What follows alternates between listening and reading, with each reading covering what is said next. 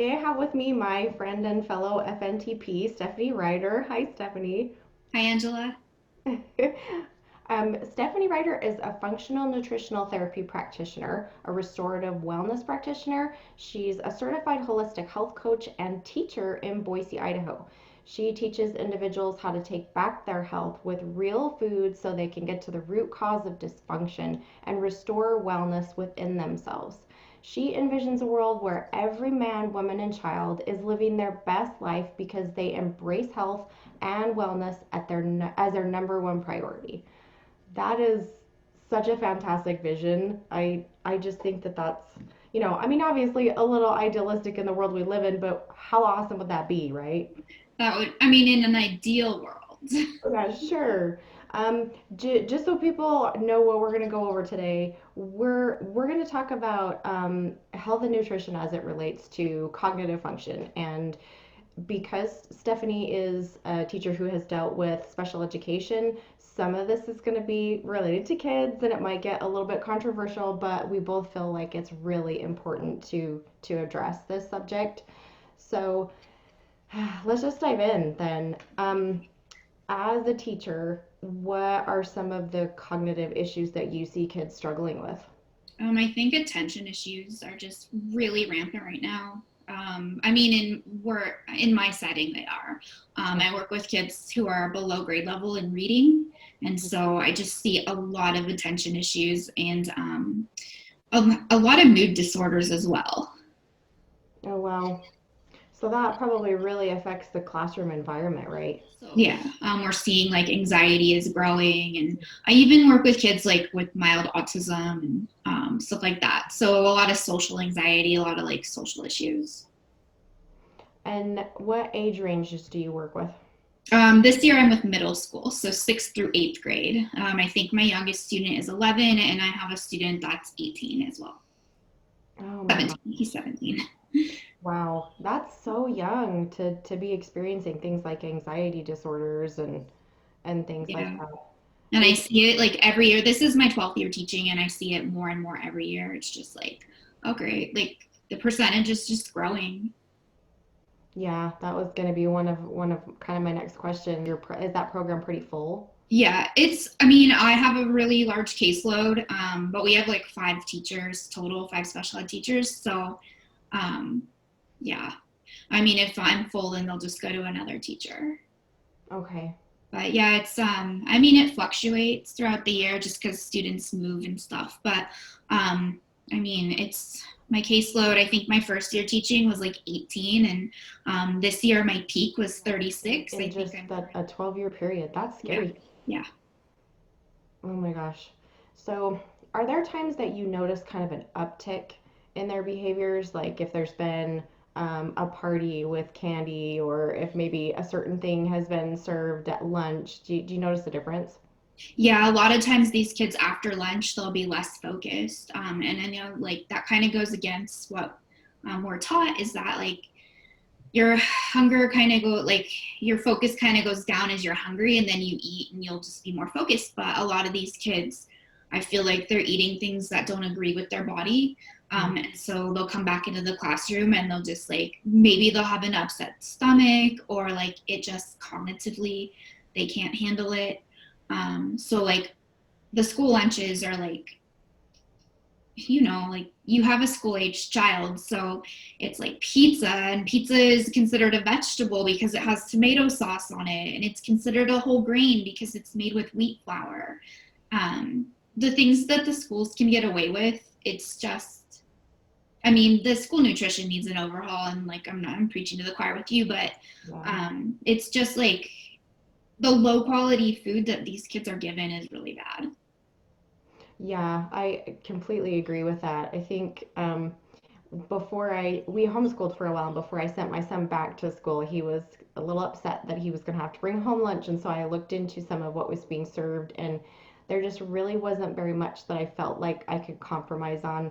I mean, he's on the spectrum, and so I just, I was a little bit worried about that whole thing. And as to it counting as like a vegetable, and there's like textured vegetable protein, I guess, in the sauce, Yeah, TVP. And which so is gluten.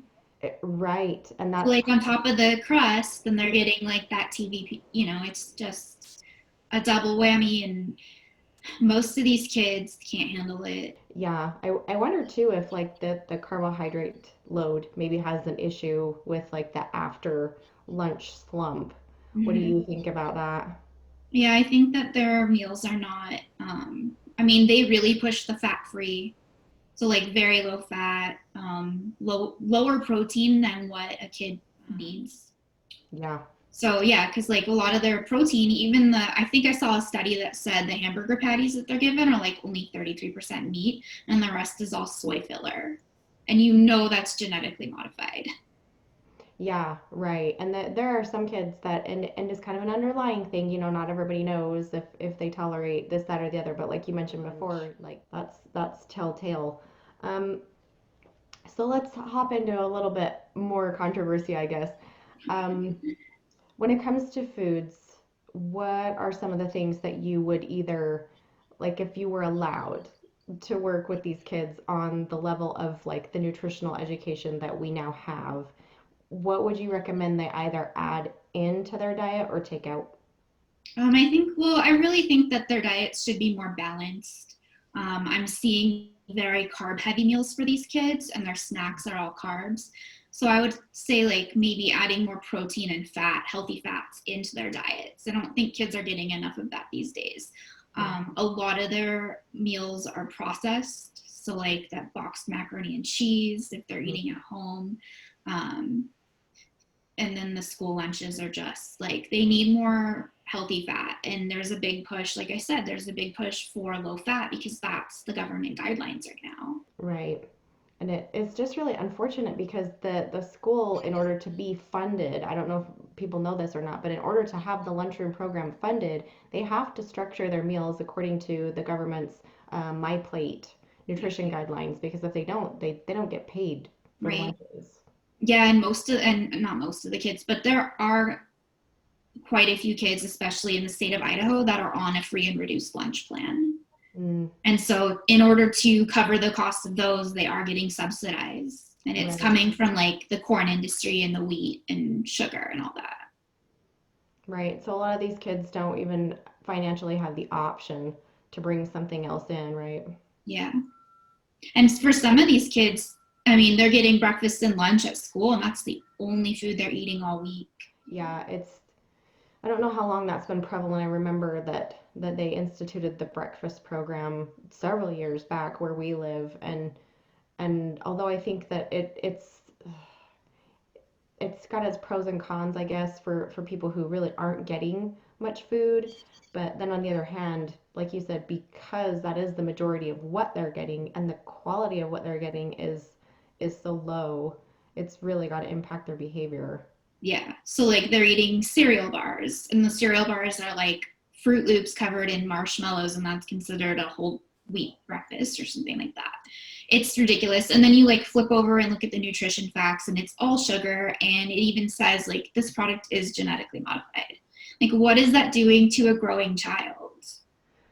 Oh, especially like you say Fruit Loops and my poor heart just cringes, Let's visit that. The colors and the chemicals that are in these foods, how badly do you think that affects the behavior and thinking of these kids? We talk about bioindividuality, so it kind of depends on the kid and what their Yeah. genetic makeup is and all of that. But I think overall, that stuff isn't good for anybody. And to feed that to a growing child whose brain is constantly developing, it's very detrimental. Like, how are they supposed to learn if they're being fed chemicals? Like, they can't focus in Yeah, class. and you're totally right about that because there are some kids that it's kind of baffling to me, but they really can eat those things and they're so much less affected than Mm-hmm. my son who's on the spectrum. But let's talk about what you call the sick care system. Oh, the sick care system. That's really what I call our healthcare system, because I really think it's just a process of like dishing out um, pills. So like you go to your doctor and you have a health concern, and the only thing they do is they write you a prescription. Mm. And so really they're just covering up the problem. They're not addressing the root cause. And I think that's where we have this disconnect right now. So I just decided to call it sick care. I didn't come up with that term. I read it somewhere, but it fits. Yeah, yeah, I think it really does. And there are so many kids now that are on medications for their behavior or for their attention, and a lot of them, my son is older, and so they have kind of learned to articulate what the difference is or what goes on in their body. And some of them will literally just say, I don't like how I feel when I'm on it. I'm tired, or I don't really feel like it does anything. Yeah, well, in a lot of these medications, the long-term effects haven't been studied because these medications, some of them have only been out for maybe 20 years. So these kids that were on them 10, 15 years ago, we don't know what that's going to do to them in their 70s and 80s. Like, we just don't have that information. Yeah, So I'm a huge proponent of real food. And I mean, it's just like, it's really difficult because I think there is a broken system in our country. And I mean, I was talking to somebody the other day and I was saying, like, there's so many kids on free and reduced lunch, but like, why? Why are these kids even like, why is that a necessity? Like, why can't their parents afford to feed them good food? Just, yeah, it's heartbreaking. I know it all goes on like, just some set scale for the way that they figure it out, but for a lot of people it really is priority. I mean, there's a circle of people that we do not tell how much money we spend on groceries because they just think that we're nuts. Yeah. Well, and it's easy to eat clean on a budget. I know you talk about this a lot, but like buying in bulk or looking at the sale flyers and seeing what's on sale. So there are ways to do it. And then, yeah, like you said, prioritize. So instead of like getting a new shirt or something, spend that $20 on healthier food. I mean, Right. people are like overspending on like material possessions. And yeah, I mean, there's this huge need to keep up with the Joneses, and money's going towards that, and it's not going towards healthy food. Yeah, that's a really good point. We, like you mentioned with the social anxiety and things, that the parents will look at it and think that it's due to some outside influence. They're like, oh well, they're making fun of my kid because they don't have the right clothes or because we don't live in the right house, and that's where they tend to try to fix something versus looking at, maybe where their child is biochemically. Yeah. Or they Yeah. just go to their child's doctor and the doctor's like, here's a pill to fix it. And the parents, they don't know, they're like, oh, good, this will fix it. It doesn't fix it, it just masks it. And then it creates more problems down the line. So, like, then you're giving these kids medication, and medication is like assaulting their intestines and their GI tract and all that. So then I'm running like these MRT food sensitivity panels on kids, and I'm just like, wow, you are sensitive to like everything. And the chemicals, the food dyes are always high in Mm. kids. Soy, food dye, um, gluten and dairy are big triggers. And a lot of kids have sensitivity to eggs because the vaccines that they receive have egg protein in them. So Yeah, I wish that people would understand that. It's a fairly simple word, right? It's albumin usually yes, yeah, listed on the ingredient list, and our bodies aren't it just reacts differently to it when it's injected. It's like literally meant to I believe it's called an adjuvant. It's yeah, meant to elicit a response from the immune system to assist in making the vaccine more effective, yeah. right? So then your body sees those egg proteins once you consume them, and it associates them with that virus. So then you have this mediator response going on in your body every time you eat eggs. So, I mean, I'm not anti-vax, but I'm also not pro-vax for all of them. I don't think all of them are necessary. I know this is pretty controversial right now, but like the flu vaccine, don't get me started. Yeah, I I think that the concept of being able to have a vaccination so your body can develop antibodies and you have a much, smaller illness is a Mhm. good concept. It's been around for a long time. Back when they had cowpox or whatever it was, they literally used to take, you know, some of like one of the I don't know what you'd call it, a sore or the eruption that came off of the cow and then put it into a person because it was discovered, I hope I'm getting this right, that it was like measles protective. Yeah. I can't remember which one they took, but it was basically they would take a sore from a person who was infected or an animal or whatever, and then put it gently under the skin of another person so they would have less of a problem than if they contracted the live virus. So the concept is sound. Mm-hmm. It's just the ingredients that are in it, so the immune system will respond higher, or so they can keep it on a shelf longer, or it can be shipped places. That's where we get into the problems, in my opinion.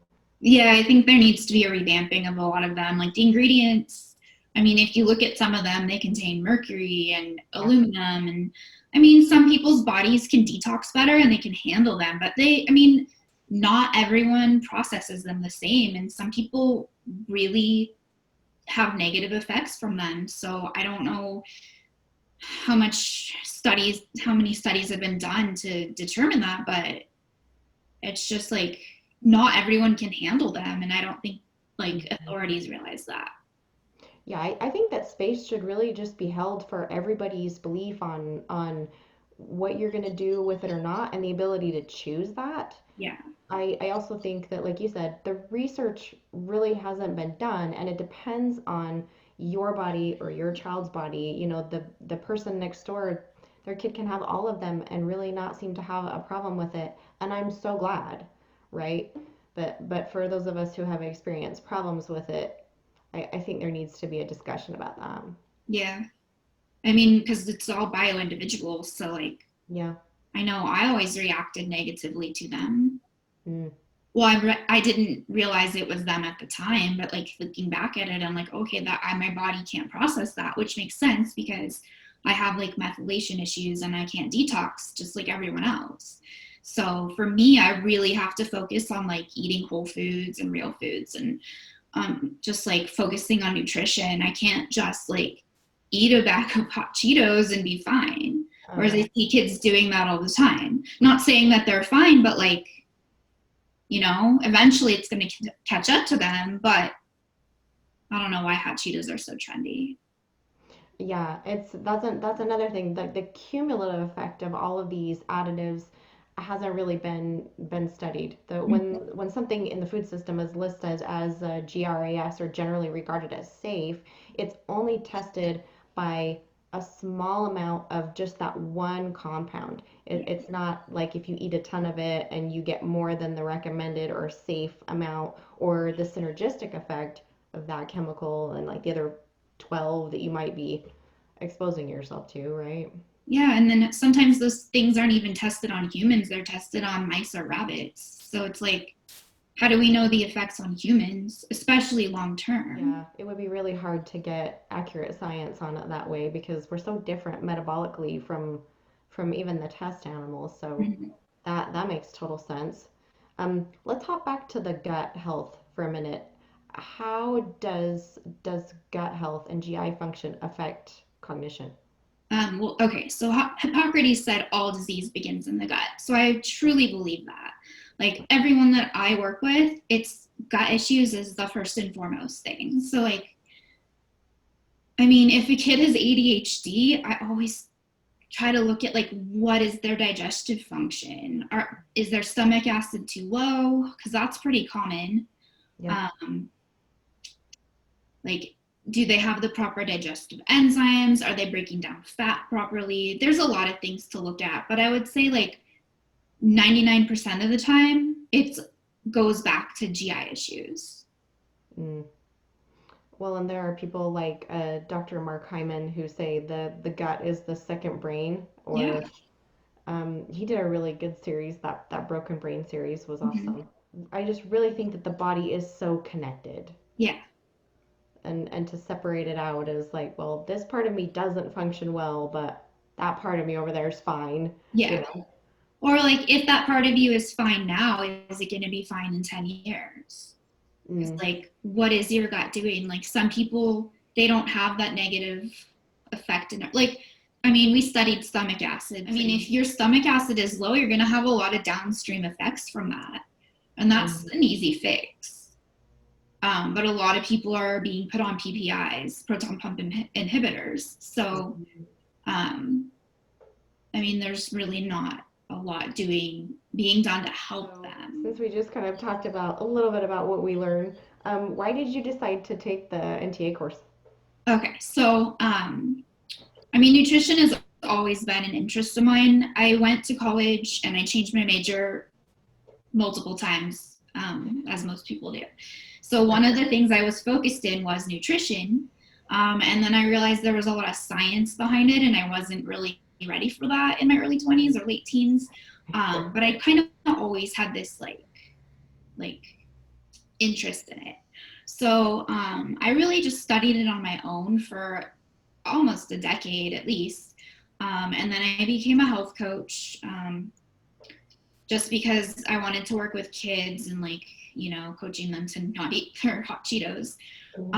And then in 2008, I got really sick. I got strep throat when I was student teaching, and I was put on antibiotics and they didn't work. In fact, they made me worse. So, because I have antibiotic resistance to certain ones. And so that's what I was experiencing. And I was just sick for 3 weeks, and it was really bad.